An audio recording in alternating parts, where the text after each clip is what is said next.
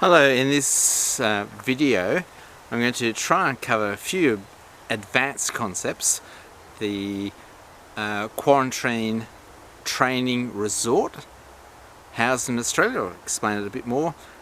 Some indigenous or Koori feeder testing stations going into indigenous protests, and expanding testing such that it can cover 50 or 100 times a greater scope of people in the same sort of time, appropriate for not contact tracing but for advanced deployment tracing.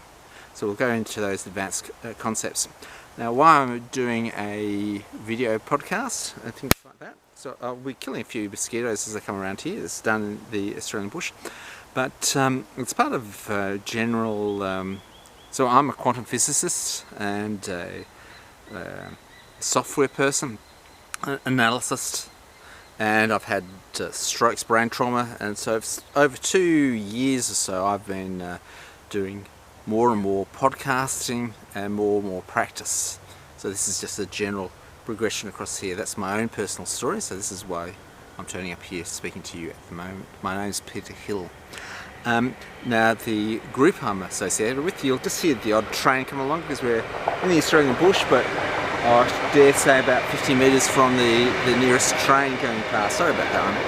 But we've got the sort of organisation built up. So this isn't. Those three things are advanced concepts, and built up around this is the an organisation which is a conceptual organisation called the Glenbrook Advanced Concept Institute, and because of that we sort of take on these large nebulous concepts and workshop them, and sometimes they might work, sometimes they might generate something else practical to be done, sometimes they might actually inform another project that we're working on parallel, and in general we'll find out by discussion or analysis what's stopping it. And after this I'll go really quickly into the people I'm speaking with. We've noted that some good ideas will stop not because of a logical reason, but because there's another agenda going on, and not necessarily a bad agenda. Say for instance in the COVID data gets diffused to have political mouthpieces. It means that it's very diffuse in Australia, very diffuse, and it goes through these political mouthpieces. Political mouthpieces like it because it habituates people to seeing the politicians. That's a bit self-serving, but also allows you to add control, inject controlling messaging in with the data. So it's that sort of thing, looking at the advanced concepts of how things can go forward across there. Now I'll quickly go over the audience and then I'll get into the advanced concepts. It's beautiful here in the sun, freezing in the Blue Mountains up here at the moment. So we have, sorry for coughing, this is Anthony, who's who I've been helping with scientific structuring of his data aggregation. We've got Brett, who I want to reconnect with, retouch, who's within the Koori computer science initiatives in Australia, and they're going forward, and I've been able to sit back and analyse, sort of be in the room, a fly on the wall, to hear what people say and why things stop. So they're stopping up for fairly silly, simple reasons which may be frustrating, but they're soluble in the long range. So Brett's got a huge reach, community reach, so I'd like to reach out to him. There's also Lisa in the USA, we might see if we can get on here to do some of the training associated, or the bubble training concept going across. That's the audience. So I've covered sort of why I'm doing podcasts, the Glenbrook Advanced Concept Institute, and some of the audience. So let's get back down into, drill down into the quarantine training resort. Now, the sort of the bigger picture is that if you have a sequence of ideas, and you can cut them up individually, and you can look at all the permutations and look at, well, what if this is here, what's there, and you can come up with a series of combinations to do here, and you can actually rearrange things to allow things to happen. And so this is very much in this quarantine training resort. So I'll just actually go step through it, and it may become obvious the advantages for it. So if you have someone with suspected COVID, you have to quarantine them for 14 days, examine them and test them, and then at the end of that they transform into a quarantined person. And so if you could imagine, you've got you've got the Pacific people, and it's impractical to quarantine the people on the islands. You fly the people into Australia, you create a quarantine bubble. So you fly them into a quarantine airport, you take them off, and you take them to a quarantine resort. And we'll explain a bit more like that. Then this process, after 14 days, they then are able to holiday in a Pacific resort. We've got no control over the actual quarantine ability of the Pacific Islands. We can at least not make this situation worse. And then we don't let them back into the country and say, you know, go off, or we could even do our own island, Australia. So we've got these high quality people coming in. So that's the overall process. I'm not going to spend much time. That's the actual process. So you can imagine cutting up the quarantine procedures and saying, well, not necessarily Australian citizens, what about international people, or it could be Australian citizens, and what else can we do with them?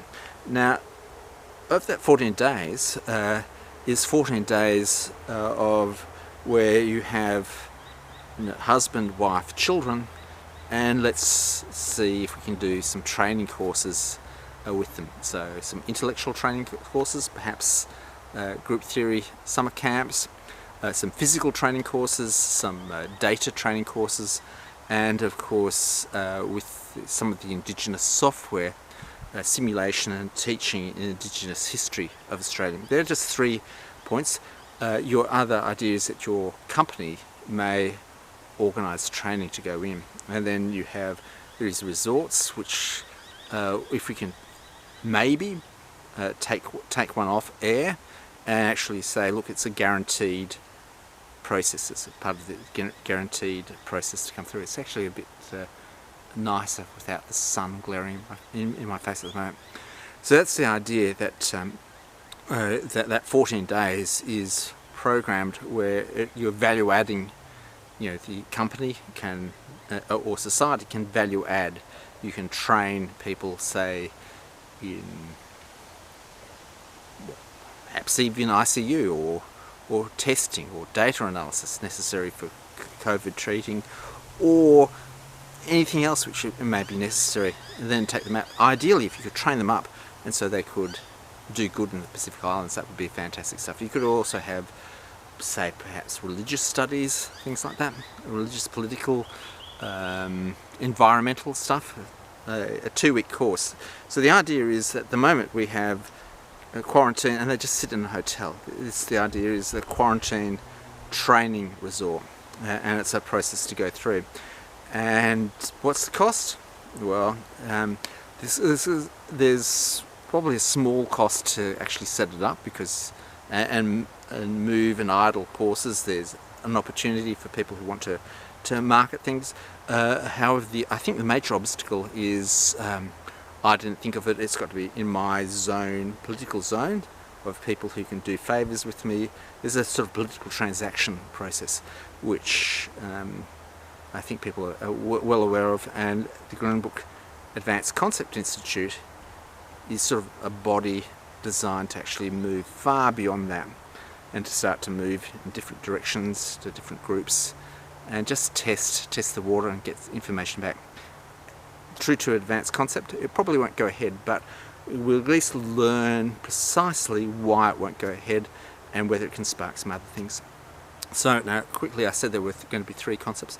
The second advanced concept is the Black Lives Matters protests. It's something very close to me, because obviously with my heart operation and stuff like that, I couldn't breathe, and there was a lot of stress and anger in the situation. So it's a sort of, I think the person said trigger or something like that. But there is very much a need to empower, embrace, respect, and not to move the sort of the fear of COVID, separate it from the issue. And if you take it that the process is going to happen anyway, you have an opportunity to say, well, look, in your processing, can we actually test you as you go to the protest? It's going to be a high risk thing, and then we can know in advance. We can't just say, oh, it's sure to be COVID. You can actually test. This is going to be a high risk event. Let's test everyone going into the event as much as possible, a voluntary thing, and have it not an authority testing, have it where you have the community relationship, the goodwill associated with it. Now, in order to do that, that idea has to go out, but it has to also, it can't be, it's an idea that's got to come from within the Aboriginal Koori community. So I just hope that I'm speaking to the right people who can actually get forward. We do have in the Glenbrook Institute a few Koori related people, but the way that things are related, they're not necessarily related to the people who can influence and make decisions. Okay, so that's the general introduction, the quarantine training camp, training resort. So I have an idea of a beach or an island or something like that, perhaps with pop-up Australian Army tents at the back, just to make it sporting, all this sort of fun, lots of medical stuff there. Then the training thing. Obviously, we've got the protest now. We can't instantly get train the people appropriate to the situation up and ready, but we may be able to move towards it, or at least understand it. And the final thing is being able to I have now a large number of people that I want to test. So how do I do it? And one of the things which has come forward is the idea that your nasal swab that someone sticks up your nose is actually breakable up into 4. So you take one swab and you have 4 samples, A, B, C, and D samples.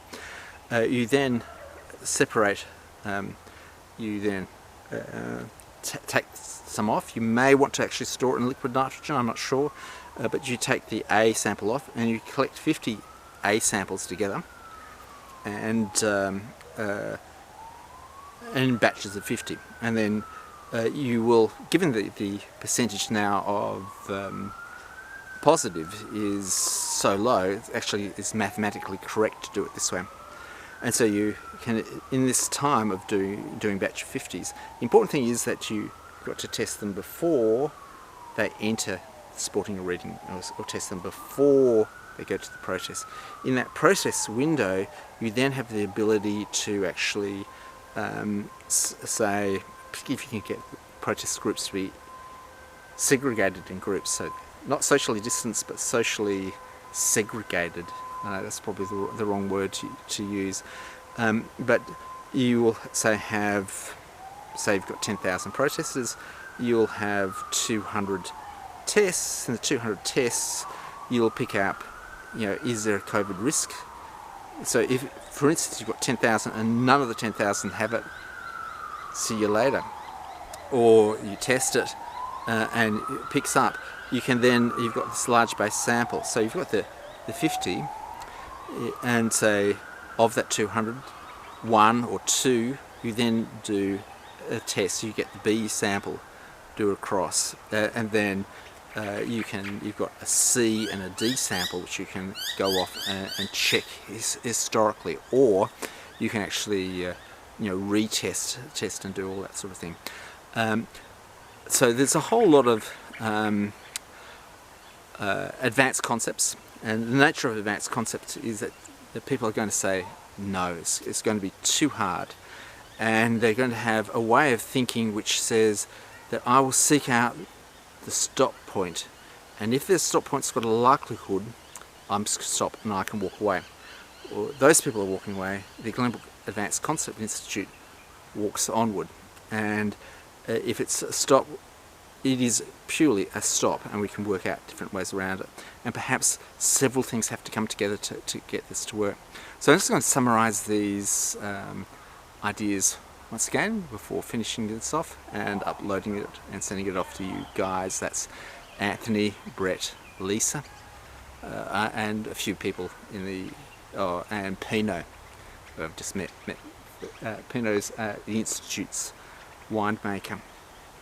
So it's the quarantine training resort where we reconfigure the same items and energize it with training and political invigoration and safety and getting a training flow.